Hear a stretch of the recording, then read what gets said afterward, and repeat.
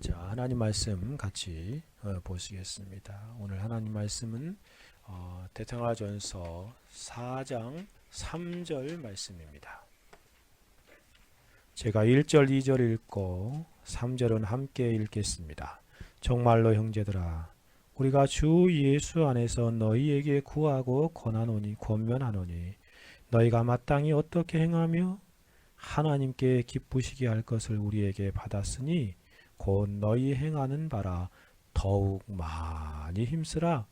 우리가 주 예수로 말미암아 너희에게 무슨 명령을 준 것을 너희가 아느니라. 같이 읽겠습니다.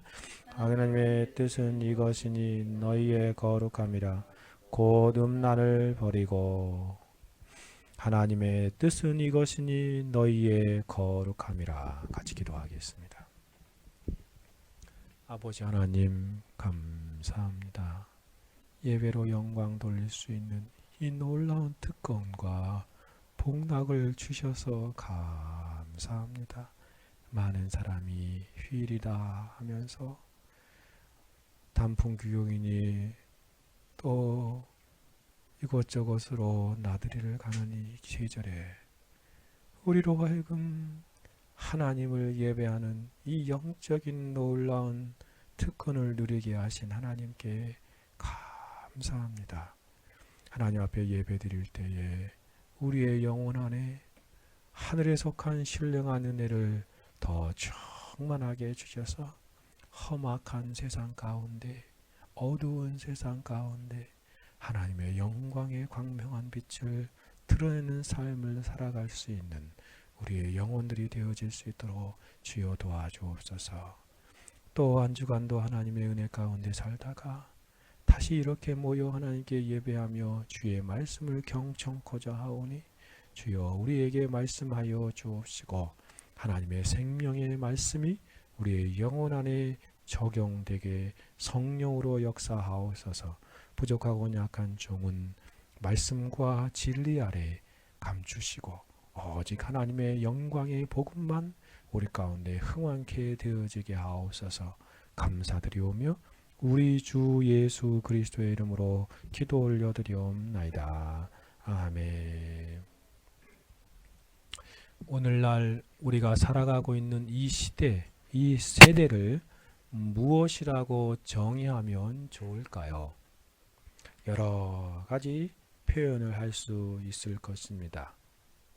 그런데 특별히 이 세대를 오늘 본문 말씀에 의해서 정의하여 보면 거룩을 싫어하는 세대, 거룩을 미워하는 세대이다 라고 말할 수 있습니다.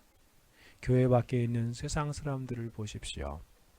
거룩을 얼마나 싫어합니까?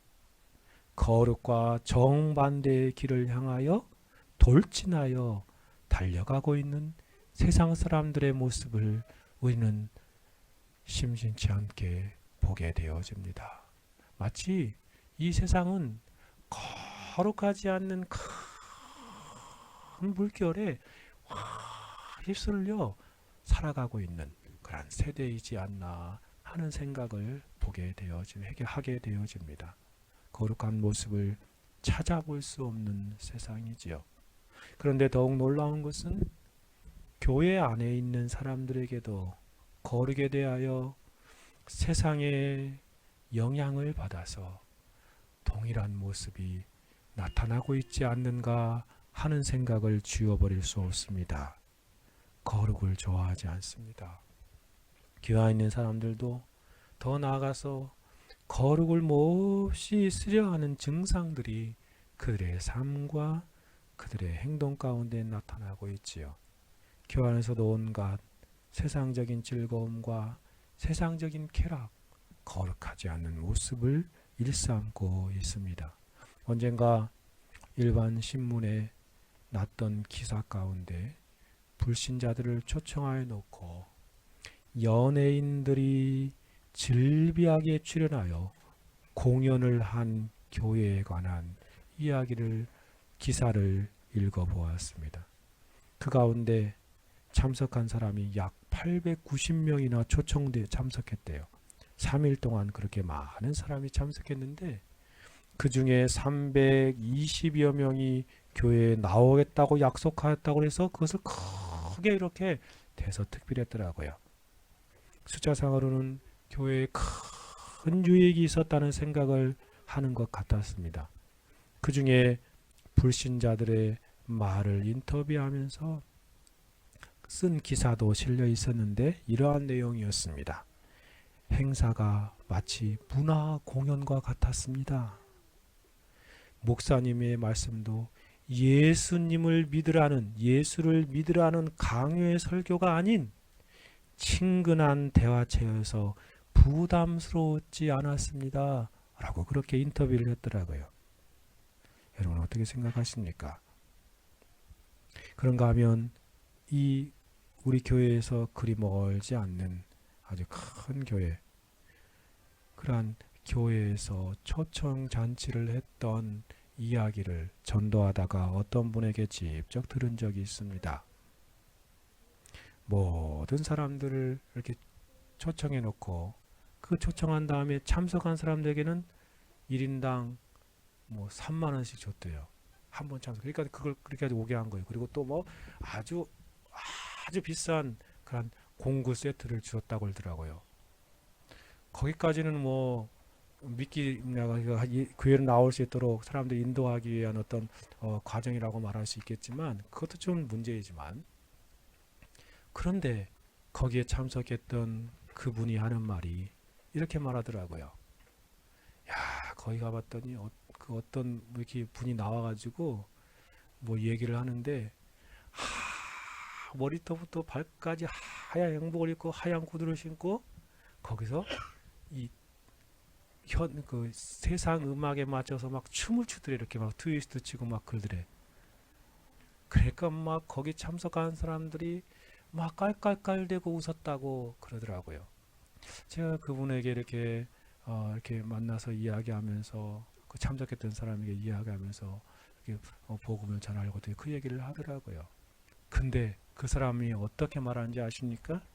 이렇게 말하는 것을 보면서 충격이었습니다.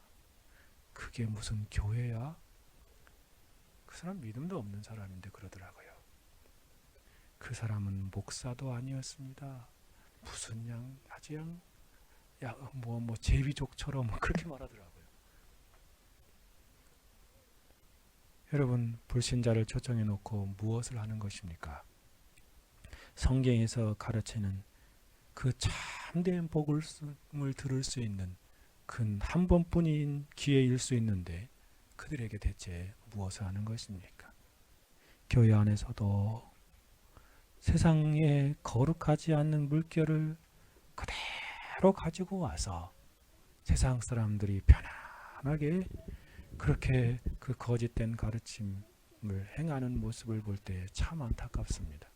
노요한스가 십자가에서 참된 복음과 거짓된 가르침을 분별하는 중요한 시금석을 우리에게 말한 적이 있지 않습니까? 자연인이 메시지를 들을 때에 꺼려하는가 싫어하는가를 보면 그가 참된 복음을 전하고 있는가 아닌가를 알 수 있다라고 말했습니다. 자연으로 태어난 모든 사람이 처음에 복음을 접할 때, 들을 때는 반드시 나타나는 특징이 있는데 그것은 꺼려하고 싫어하는 반감이라고 말하였습니다. 진실로 그렇습니다. 교회가 세상과 같다고 세상 사람들의 말하고 그들로 평안한 마음을 가지게 일부러 애를 쓰는 것은 복음을 왜곡하는 거짓된 메시지의 전형적인 가르침입니다. 자연인이 처음 교회를 접하면서 이렇게 오해된 마음으로 복음을 대할 때에 그 이후의 삶이 어떻게 되겠습니까? 그들의 영혼은 배나도 지옥 자식이 되게 하려는 바리새인들의 행태와 무엇이 다르단 말입니까? 이러한 시대적인 흐름 속에서 안타까운 것은 교회 안에서도 거룩을 싫어하는 사상이 지배적이라는 데 있습니다. 성도들도 거룩을 설교하면 부담스럽다고 거부합니다. 그러면서 듣기 쉽고 평이한 이야기체 설교를 선호합니다. 재미있는 이야기를 좋아하지요.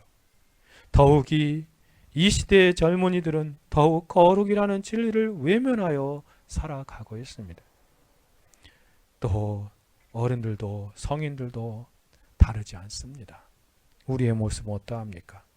예외 없이 우리 안에 잔재된 죄악된 본성은 거룩이라는 주제에 이러한 설교를 듣기를 좋아하지 않습니다. 거룩을 설교의 주제로 삼고 메시지를 준비하면서 좋아하지 않을 것이라는 것을 알고 있습니다. 그러나 저는 거룩을 말할 수밖에 없습니다. 왜냐하면 거룩은 우리의 영혼에 가장 중요한 들어야 할 메시지이기 때문에 그렇습니다. 존 라일이 말한 것처럼 성경은 그리스도인이 거룩하지 않으면 구원을 받을 수 없다고 말하기까지 합니다. 그렇습니다. 이것은 라일의 말이 아니라 히브리서 12장 14절의 말씀이지 않습니까? 모든 사람으로 더불어 화평함과 거룩함을 좇으라. 이것이 없이는 아무도 주를 보지 못하리라. 오늘 본문을 보십시오. 사도는 분명하게 말합니다. 3절에 이렇게 말하지 않습니까? 하나님의 뜻은 이것이니 너희의 거룩함이라. 하나님의 뜻은 이것이니 너희의 거룩함이라. 사실 성도가 누구입니까?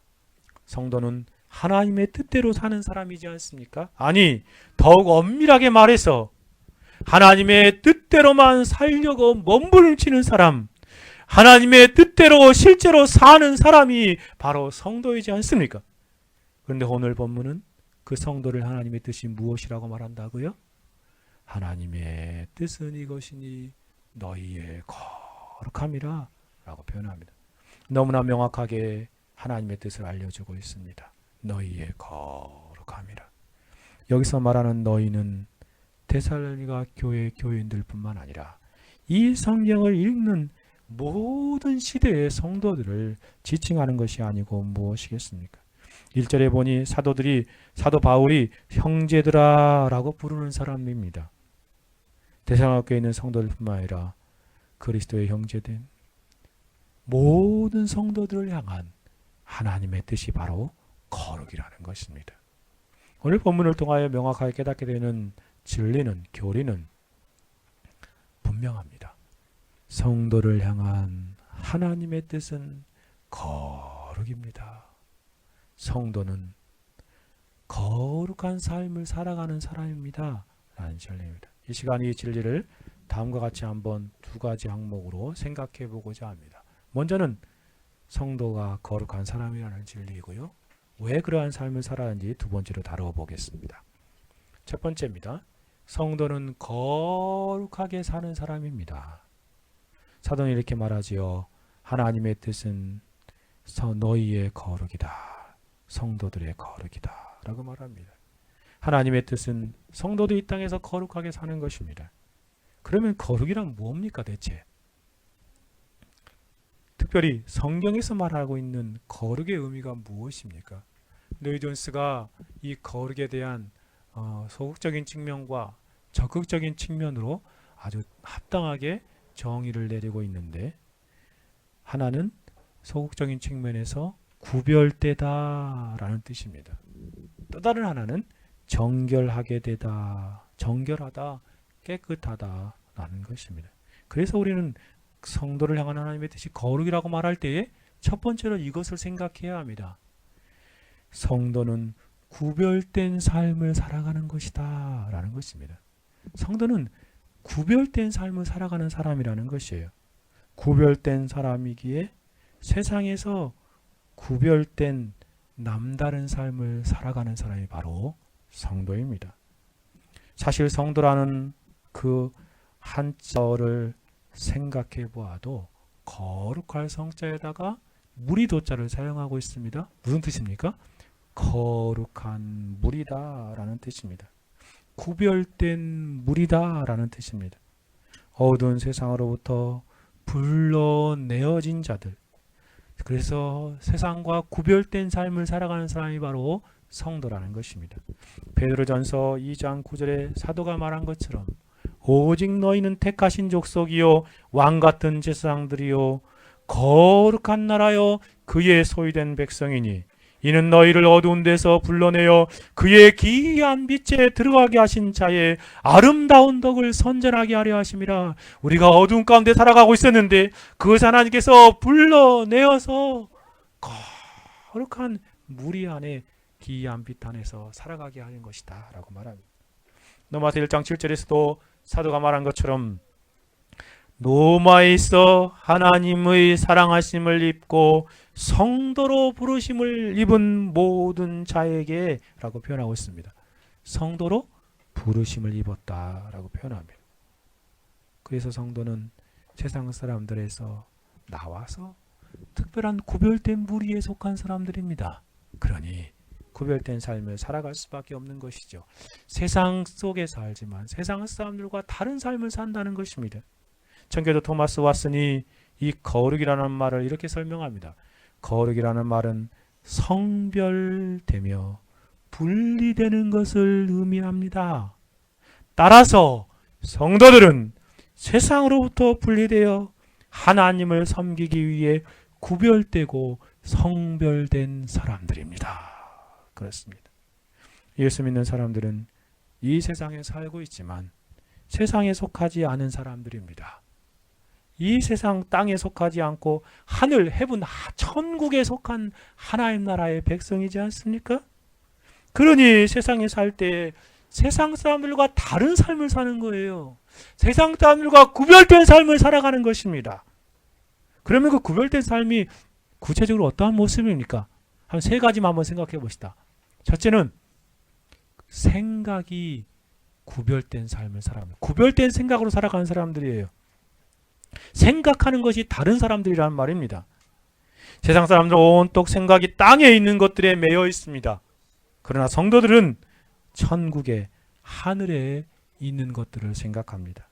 세상 사람들은 육적인 것에만 생각에 매여 살아가고 있지요. 하지만 성도는 영적인 것들을 생각합니다. 세상 사람들은 보이는 것에 온통 관심을 가지고 그것이 전부인 것처럼 살아갑니다. 그러나 성도는 보이지 않는 것들에 관심을 믿음으로 바라보며 그들을 생각하며 살아가는 것이지요. 제레미야 버로우즈가 세속주의를 경계하라는 책에서 이렇게까지 말합니다. 그리스도인들은 보이는 것을 허상이라고 생각하고 보이지 않는 것들 실상이라고 생각하며 살아갑니다. 그렇습니다. 세상 사람들은 반대로 살아가죠. 보이는 것이 실상이라고 생각해요. 그렇죠? 이 보이는 것 진짜라고 생각하며 살아가요. 그리고 보이지 않는 것은 다 허상이라고 생각합니다. 근데 성도는 제레미야 버로우즈의 말처럼 정반대로 살아가는 거예요. 말이에요.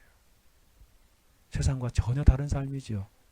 때로 성도임에도 불구하고 세상적인 것들에 한눈을 팔기도 합니다. 그러나 그럴 때에도 이러한 말씀을 기억하면서 땅에 있는 것이 아니라 위에 있는 것들을 생각하며 살아가는 것입니다. 요한일서 골로새서 3장 2절에 사도가 권면하는 것처럼 위의 것을 생각하고 땅의 것을 생각지 말라. 그렇습니다. 존 오웬의 표현처럼 영적인 사고방식으로 이 땅에 있는 것들을 생각지 않고 위에 있는 천상에 있는 하나님께 속한 것들을 영적으로 생각하고 바라보며 사는 것입니다. 세상 사람들과 이것처럼 생각이 구별된 다른 삶을 살아가는 사람이 성도입니다. 뿐만 아니라 성도는 말하는 것도 다릅니다. 그 사람이 언어가 다른다는 것이에요. 그 사람이 무엇을 말하는가를 보면 그 사람이 무엇을 생각하는 사람이고 무엇에 관심이 있는 것인지를 관심을 가지고 살아가는 사람이 알 수 있지 않습니까? 정말 그렇습니다. 예전에 어떠한 한 사람을 알았는데 그 사람을 만나면 온통 모형 얘기만 하더라고요. 모형. 한번 이렇게 찾아갔었는데 집에 이렇게 모형이 있고 처음부터 끝까지 모형에 대해서만 막 이렇게 빠져가지고 그것만 얘기하더라고요. 그 사람의 관심은 온통 모형에 있습니다. 그런가 하면 언젠가 이게 길을 걸어가고 있었어요. 길을 걸어가고 있는데 어떤 두 청년이 길에서 이렇게 대화를 나누더라고요. 그래서 청년들이 요즘에 무슨 이야기 하나 여기 옆에 쭉 서가지고 귀를 한번 세워 들어보았습니다. 그랬더니 축구 이야기를 하더라고요. 무슨 축구 경기인가 이렇게 보았더니 무슨 요즘에 무슨 축구 있나. 근데 우리나라 경기도 아니에요. 유로 축구 경기를 새벽까지 보았다고 하면서 한 친구가 말하고, 또 다른 친구는 자기도 보고 싶었는데 그걸 못 보았다고 하면서 그 친구의 실시간 축구 중계를 경청하는 그러한 모습으로 이야기를 나누고 있었습니다. 참 그 사람이 무엇을 생각하고 무엇을 말하는가를 보면 그 사람이 어디에 관심이 있는지 알 수 있지 않습니까? 그런가 하면 요즘에는 SNS가 활성화되어서 저마다 자신의 이야기를 모바일로 이렇게 서로 주고받는 모습을 보게 되어집니다. 사람이 무엇에 관심을 가지고 살아가는지 온통 세상에 속한 것들로만 이렇게 드러내는 모습을 보게 됩니다. 아내가 하는 그런 어떤 그 카톡의 그룹 모여 보니까 어떤 분은 계속 음식만 막 희한한 음식들을 이렇게 계속 올려놓더라고요. 자기가 만들었다 그러고 자기가 또 먹으러 갔다 그러고 사진 다 찍어가지고 올리고 그러더라고요. 참 사람들이 무엇에 관심을 가지고 살아가는지 생생하게 보여주는 세상이지 않습니까?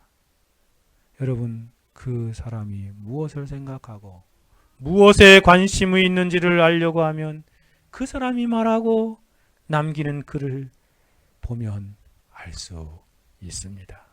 세상 사람들과 다르게 성도는 말하는 것도 다릅니다. 성도는 영적인 진리를 말하는 사람들입니다. 하나님에게 관심 있는 사람들이고 성경에 관심 있는 사람들이고 영적인 것들에 관심 있는 사람이기에 그의 입술을 통해서 흘러나오는 말들은 바로 그러한 것들일 수밖에 없습니다. 그러한 것들이 지배적이죠. 우리가 잘 알고 있는 것처럼 천로역전의 좋은 저자인 존 버년이 자신이 놀라운 진리를 깨닫게 되는 과정 가운데 베드포드 지방의 여인들의 대화를 귀교로 듣다가 그렇게 놀랍게 자신이 영적인 것에 관심을 가졌다고 말하지 않습니까? 존 버년이 이렇게 표현하더라고요. 내 생각에 그 여인들은 마치 온통 기쁨으로 말하고 있는 것 같았습니다. 그들은 매우 즐거이 성경에 관한 이야기를 하였고 그들의 이야기 속에는 은혜가 충만히 넘쳐 있었으므로 그들은 마치 새로운 세계라는 세계라도 발견한 사람들처럼 그렇게 보였습니다. 라고 표현합니다. 정말 그렇습니다. 그리스도인들은 이것처럼 영적인 것들에 관심을 가지고 그런 것들을 이야기 주제로 삼아 서로 이야기를 좋아하며 기뻐하며 즐거워하는 삶을 살아가는 사람입니다. 이전에 놀라운 은혜를 새롭게 경험하여 회심한 형제를 한 분 알고 있습니다. 갑자기 그분이 변한 사람인데 세상 사람들의 말과 성도들의 말이 얼마나 다른가를 옆에서 실감하였습니다. 변화되기 전에 자신의 친구들과 이야기를 하면 처음부터 끝까지 욕으로 시작해서 욕으로 진행되고 욕으로 대화가 끝마친다고 말하더라고요. 만나자부터. 그것이 자연스러운 것이었다라고 합니다. 그런데 하나님의 은혜로 놀랍게 마음이 변화되니 회심하고 나니 말부터 바뀌더라는 것입니다. 더러운 말을 입 밖에도 내기도 싫어졌다는 말이었습니다.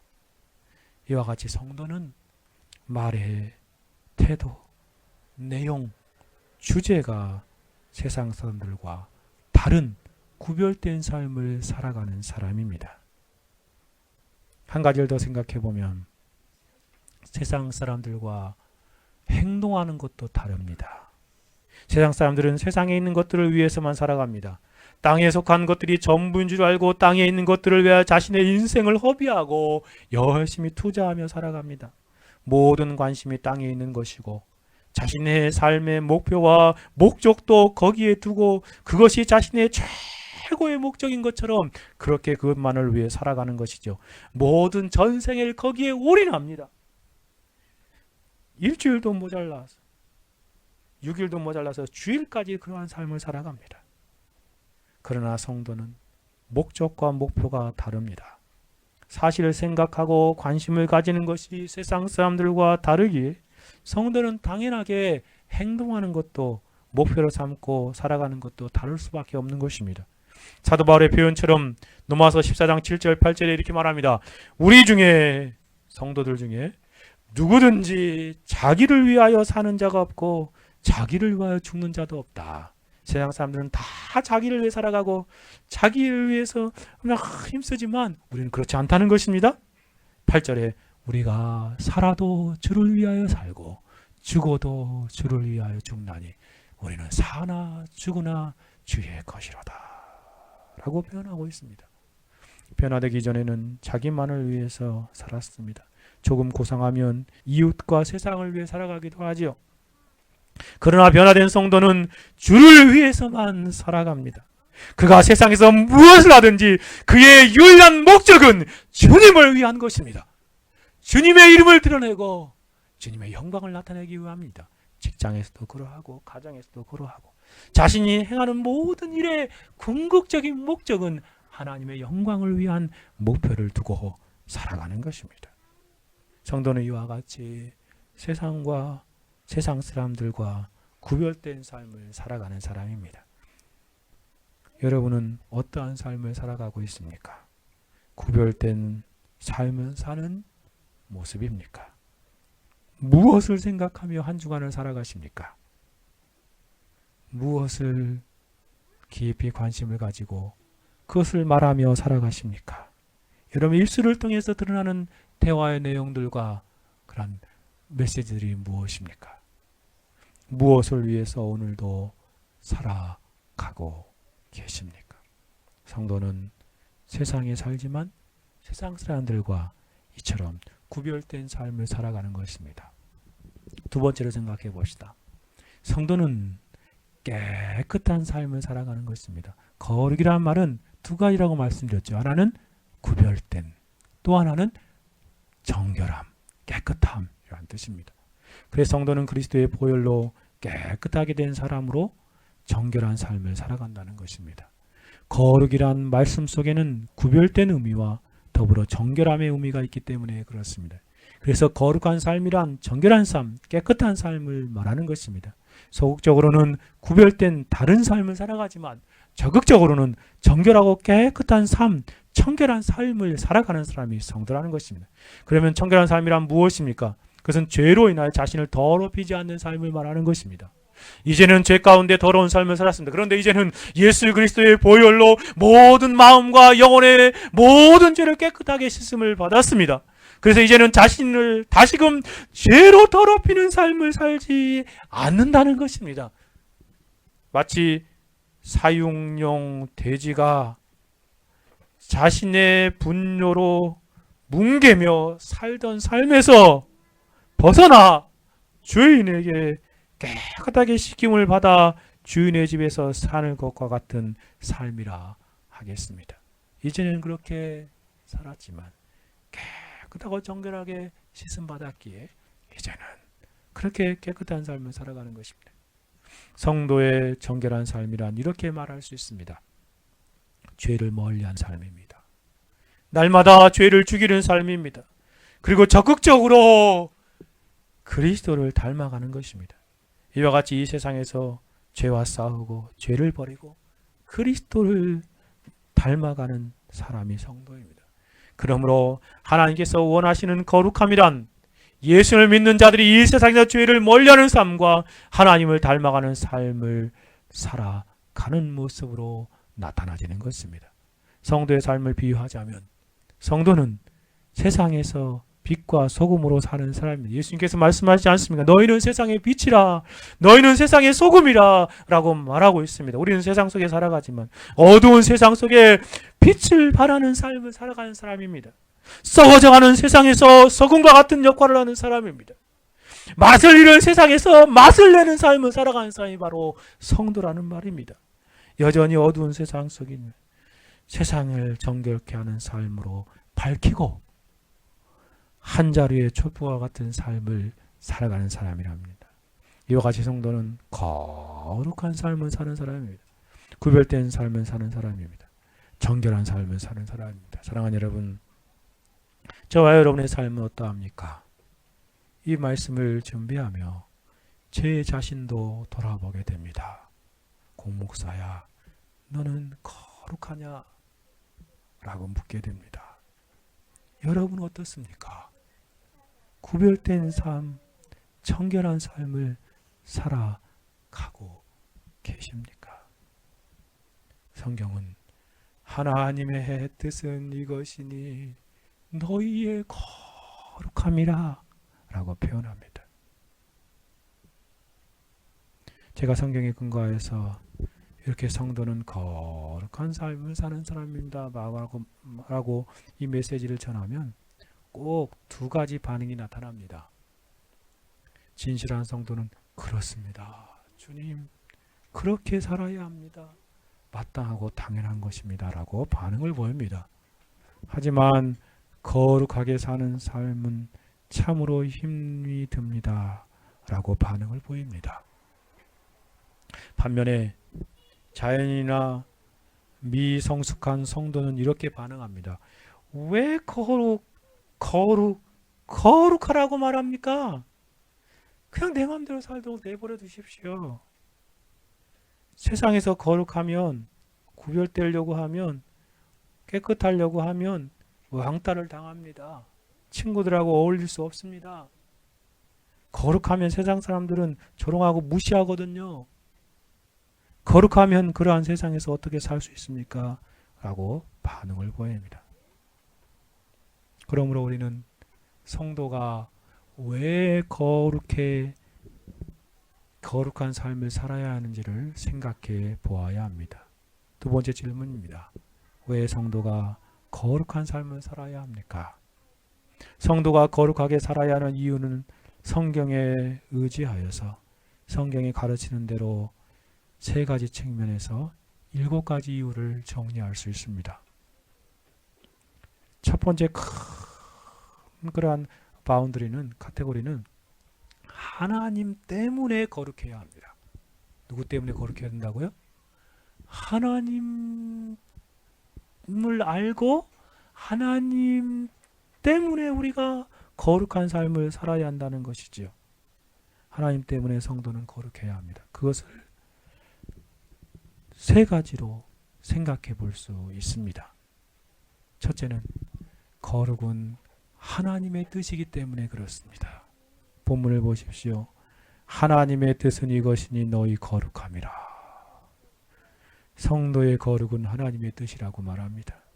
성도의 가장 바른 삶은 하나님의 뜻대로 사는 것이 아니고 무엇이겠습니까? 성도에게 하나님의 뜻대로 살지 않는 것은 그 자체가 영적인 불행이요, 하나님의 뜻대로 사는 것이 그 자체가 가장 큰 지복이요 행복이지 않습니까? 근데 성경은 하나님의 뜻이 바로 이것이다 라고 말하는데 바로 너희의 거룩함이라 라고 표현합니다. 그러므로 하나님의 뜻대로 사는 성도는 반드시 무엇보다도 깊이 생각해야 하는 것은 거룩한 삶입니다. 하나님의 뜻보다 성도의 삶에서 중요한 것이 어디에 있겠습니까? 그러니 거룩한 삶을 살아야 하는 이유들 중에 이것이 얼마나 강력한 이유입니까? 저와 여러분이 성도라고 한다면 저와 여러분을 향한 하나님의 뜻을 멀리서 찾으려고 생각하지 마십시오. 하나님의 뜻은 오늘 본문에 말한 것처럼 거룩입니다. 우리가 일상을 살아갈 때에 이 거룩은 큰 원리입니다. 만약에 우리가 어떤 일을 행하려고 할 때 거룩하지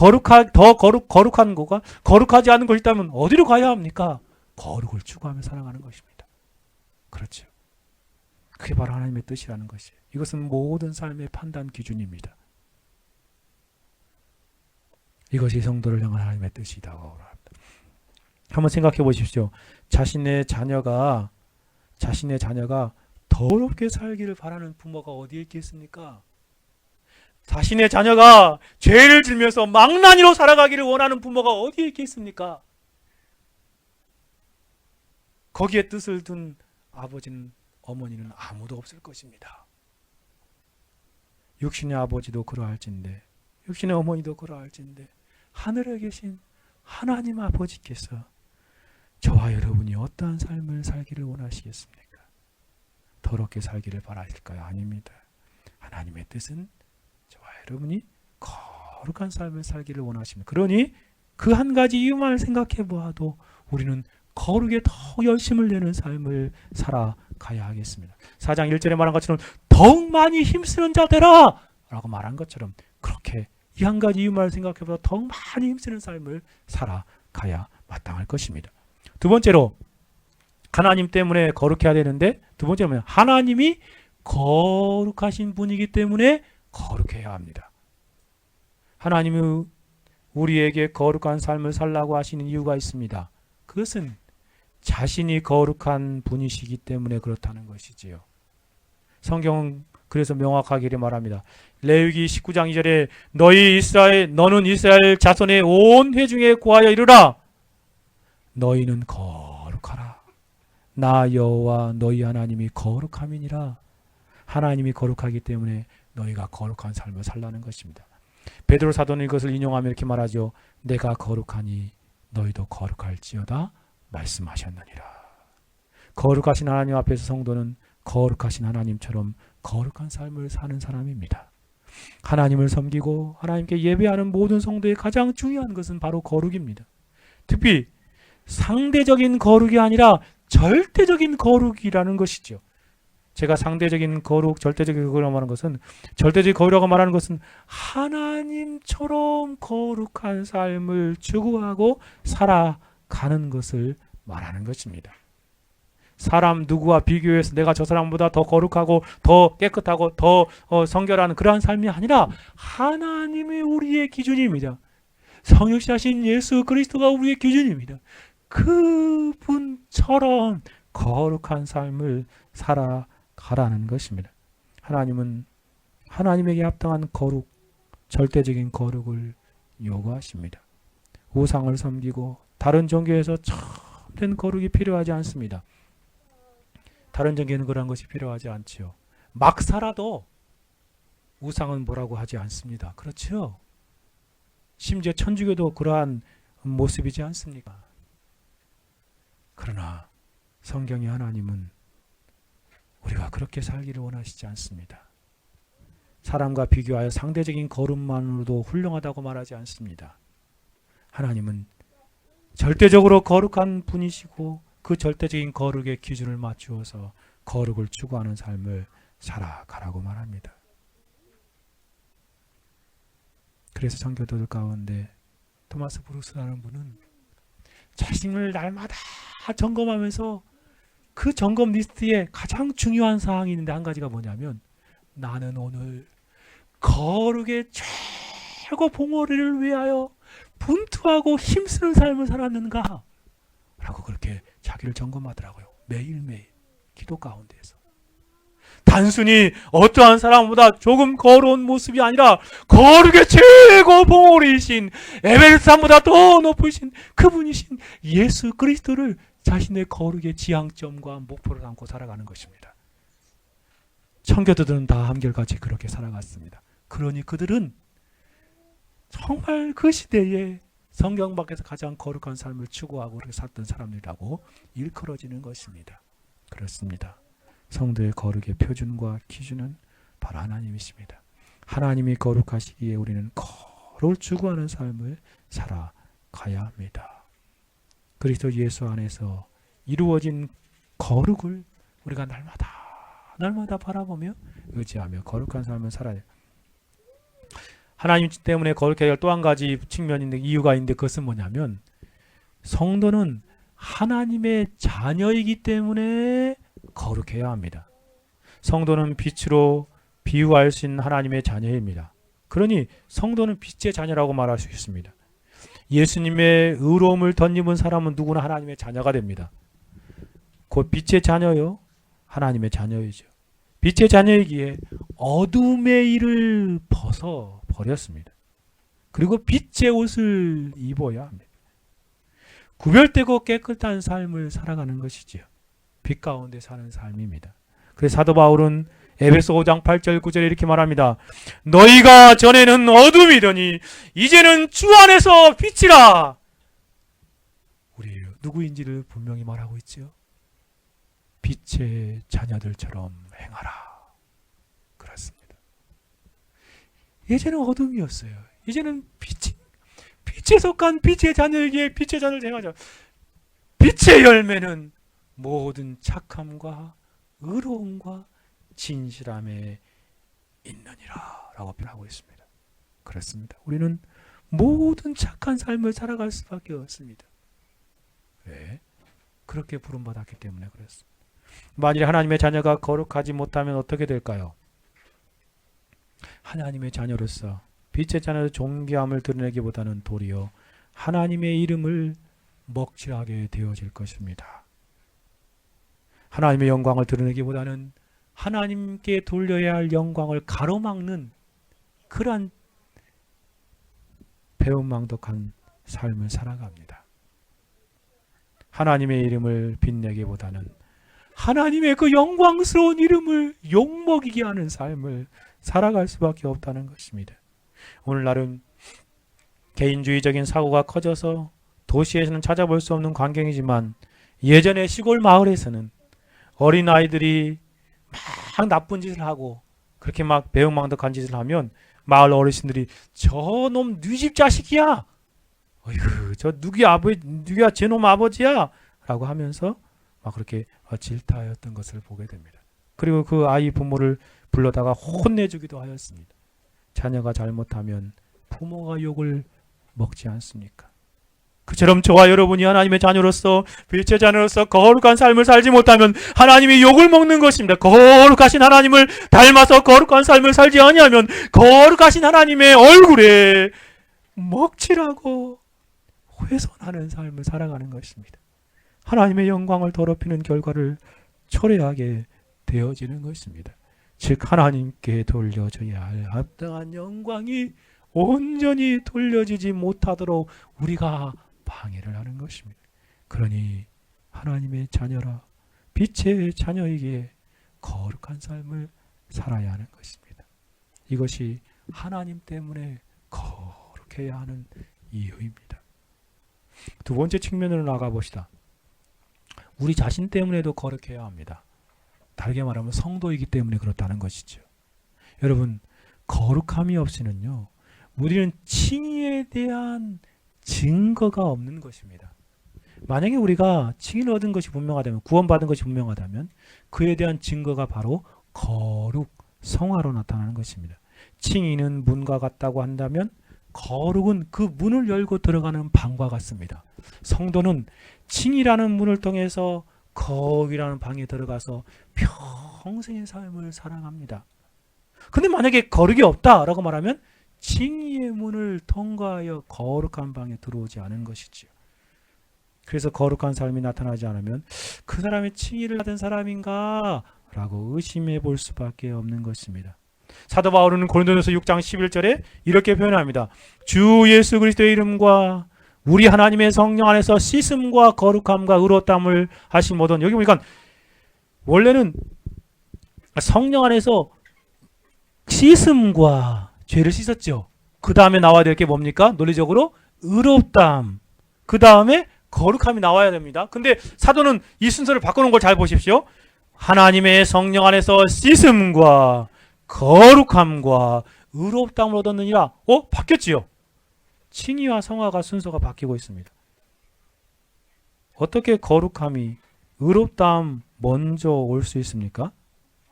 원래의 순서는 의로움이 먼저 오고 거룩함이 다음에 와야 논리적으로 옳습니다. 사도는 그 논리적인 순서를 바꾸고 있습니다. 칭의와 성화, 무엇을 강조하기 위한 것인가? 바로 함께 있는 것이라는 걸 강조하기 위함입니다. 칭의가 선포되는 순간에 성화가 시작되는 것입니다. 그래서 칭의와 성화는 함께 있는 것입니다. 뗄래야 뗄 수 없는 관계 가운데 있는 것이에요. 칭의가 있으면 성화가 있고 성화가 있으면 칭의가 있는 것입니다. 스펄전이 말한 것처럼 의로움과 거룩함은 늘 함께 다니는 것입니다. 그렇습니다. 만일 여러분에게 거룩한 삶이 나타나지 않는다면 거기에는 칭의도 없는 것입니다. 그러므로 성도는 반드시 거룩으로 자신의 칭의를 증거하는 삶을, 밝히는 삶을 살아가야 하는 것이죠. 토마스 바스는 십자가에서 군병이 예수님의 옆구리를 창으로 찔렀을 때 물과 피가 확 쏟아내린 사건을 가지고 이렇게 해석합니다. 칭의를 위한 피가 있습니다. 그리고 성화를 위한 물이 있습니다. 그들은 깨끗게 하는 그리스도의 옆구리로부터 나온 물이 없는 사람들은, 거룩이 없는 사람들은 그들은 구원하는 그분의 옆구리에서 나오는 피를 갖지 못할 것입니다. 그렇습니다. 성화가 없으면 칭의가 없다는 말입니다.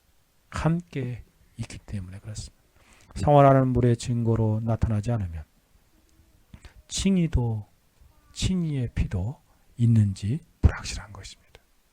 그렇기 때문에 거룩함이 없으면 우리의 칭의에 대한 증거가 없는 것이니 우리는 더 거룩한 삶을 추구해야 됩니다.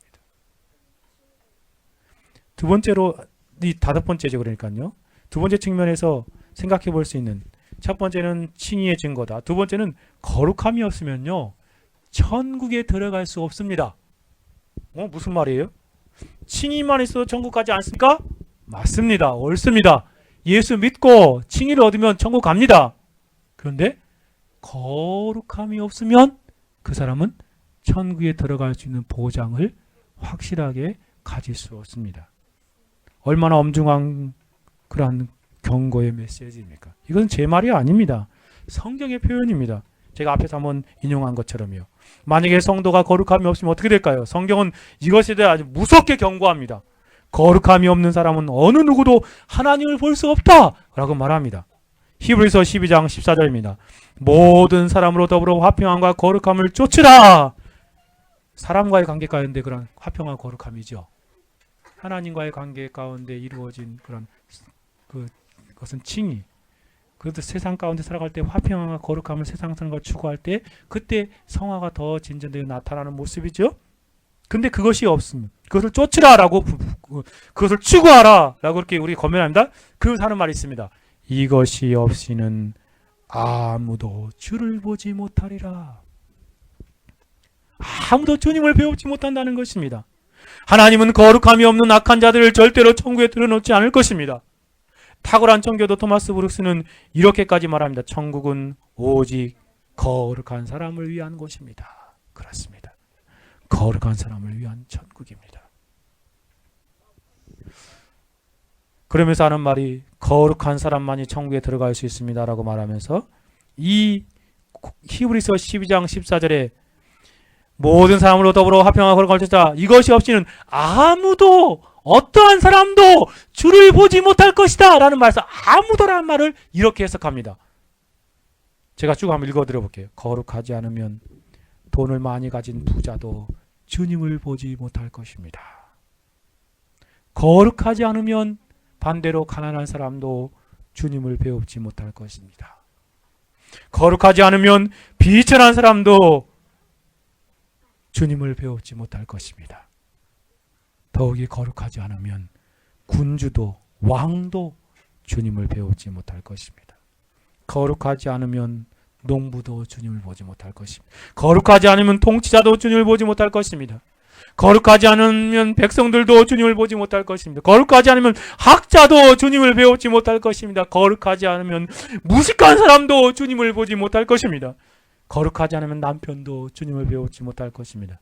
거룩하지 않으면 아내도 주님을 보지 못할 것입니다. 거룩하지 않으면 아버지도 주를 보지 못할 것이고 자녀도 주를 보지 못할 것입니다. 거룩하지 않으면 주인도 주님을 보지 못할 것이고 거룩하지 않으면 종도 주님을 배우지 못할 것입니다. 왜냐하면 이같이 말씀하신 분이 하나님이시기 때문에 그렇습니다.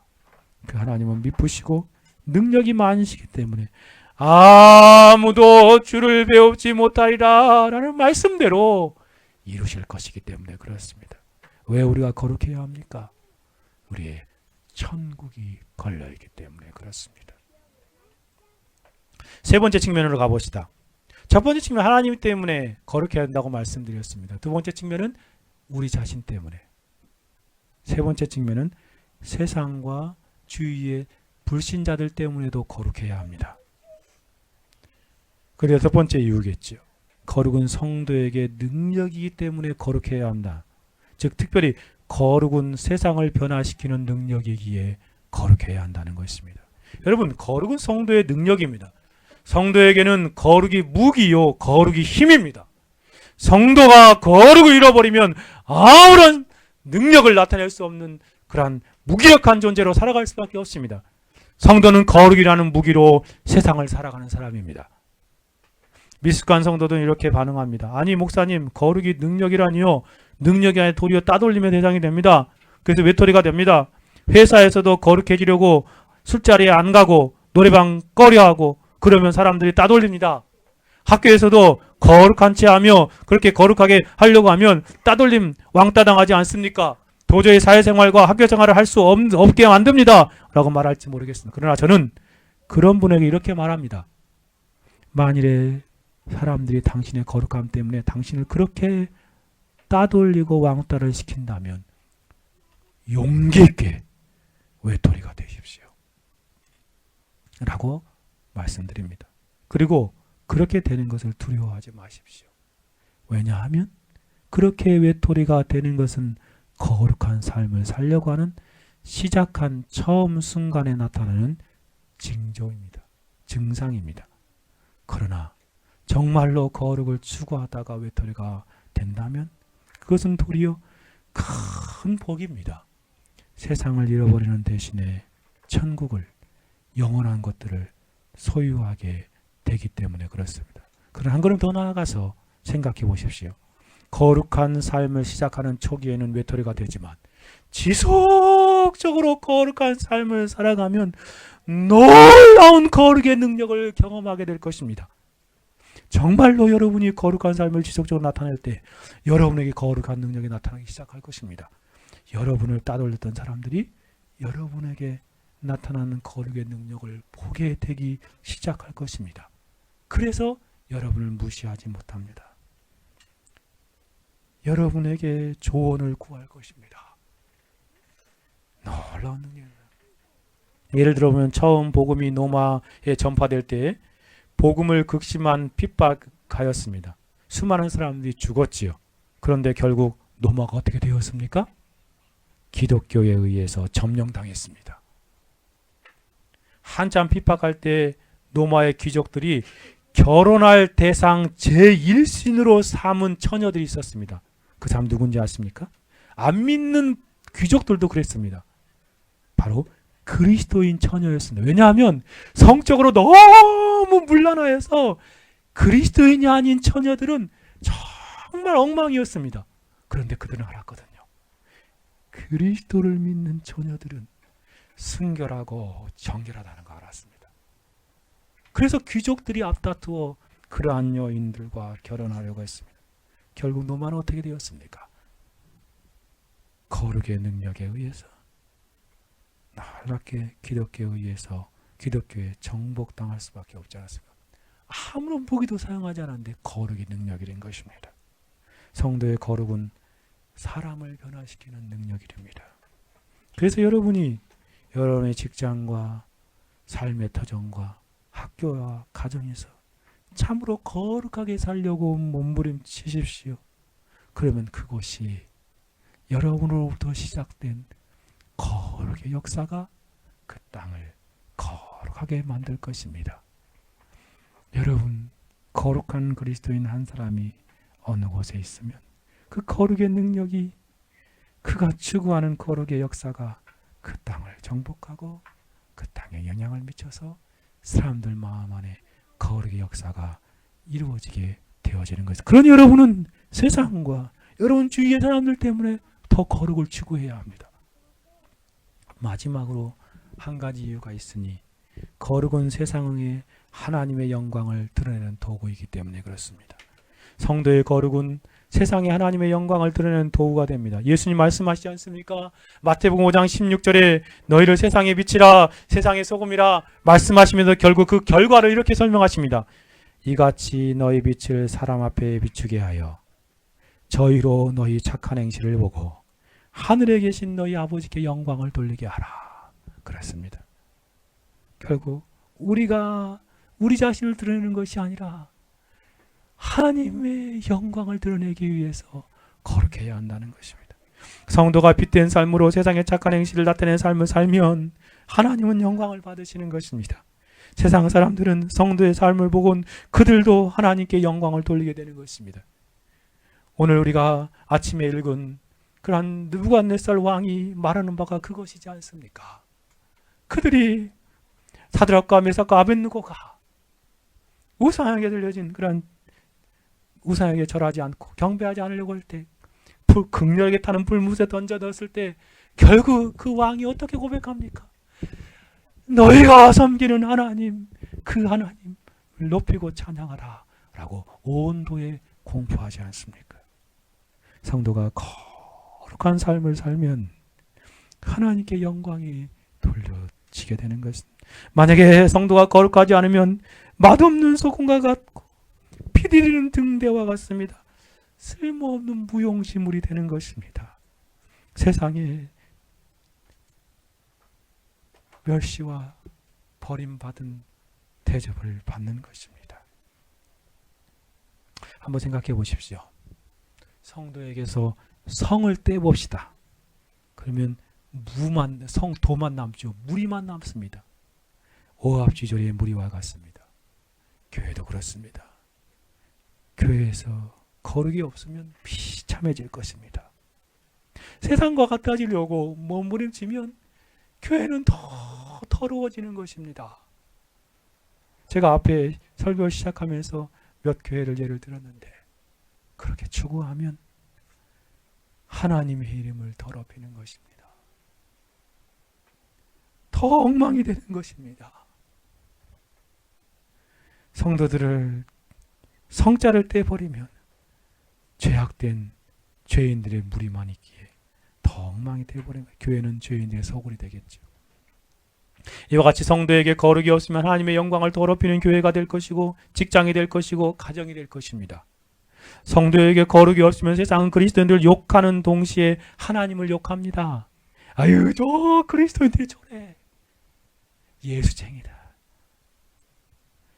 그들이 욕먹기보다 하나님이 욕을 먹습니다. 거룩하지 못한 그리스도인, 저급한 수준의 거룩함에 안주하는 조국계의 교회가 보여주는 것은 하나님의 영광을 더럽히고 하나님의 이름을 욕먹이는 것이 아니고 무엇입니까? 광야의 이스라엘 백성들처럼 이가보 하나님의 영광이 떠나가는 그러한 무용지물인 교회만 남는 것입니다. 성도가 거룩하지 못하면 능력이 아니라 도리어 하나님의 영광을 훼손합니다. 그러나 성도가 거룩하면 세상은 소망이 있습니다. 빛이 없는 세상에 한 줄기의 빛이라도 그 빛은 그 시대의 소망일 것입니다. 썩어져가는 온갖 부패한 사회 속에서 한 줌의 소금은 그 사회를 썩지 않게 할 희망인 것입니다. 그러니 우리는 거룩한 삶을 살아가야 하겠습니다. 남들은 다 거룩을 싫어하고 외면하고 버리는 삶을 살아가지만 우리 성도들은 거룩을 더 추구하고 용기 있게 힘을 내어 거룩을 향하여 매진하는 삶을 살아가야 하겠습니다. 말씀을 마치고자 합니다. 저는 오늘 두 가지를 살펴보았습니다. 성도는 거룩한 삶을 사는 사람이라는 것입니다. 구별된 삶과 정결한 삶을 살아갑니다. 생각하는 것에서, 말하는 것에서, 행동하는 것에서 거룩합니다. 다음으로 왜 거룩해야 하는지 세 가지 측면에서 7가지를 말씀드렸습니다. 그러나 하나님의 뜻이기 때문에 거룩합시다. 하나님이 거룩한 분이시기에 하나님처럼 거룩한 삶을 살아갑시다. 하나님의 자녀, 빛의 자녀이기에 자신의 신분을 잘 알고 거룩한 삶을 살아가십시다. 거룩함이 없으면 칭의의 증거가 없는데 칭의가 확실하다는 증거를 거룩으로 나타내며 살아갑시다. 거룩함이 없으면 천국에 들어갈 수 없다는 그 엄중한 경고의 메시지를 듣고 거룩을 추구합시다. 거룩은 성도의 능력이기에 거룩으로 세상을 변화시키십시다. 또 거룩한 삶을 살아 하나님이 우리 때문에 더 영광 받으시는 그런 저와 여러분의 생애가 되기를 간절히 소원합니다. 같이 한번 기도합시다. 우리 자신을 돌아보고 들은 말씀을 생각하며 기도하기를 원합니다. 주님, 하나님의 뜻은 이것이니 너희의 거룩함이라 하는 말씀, 이 말씀 듣게 하셨는데 우리가 그렇게 살지 못했던 모든 사람들을 회개합니다. 다시금 우리 자신을 이 말씀에 비추어 바른 삶으로 세워주십시오. 이러한 삶을 살아가게 해주십시오. 라고 기도하십시다. 같이 한번 기도합니다.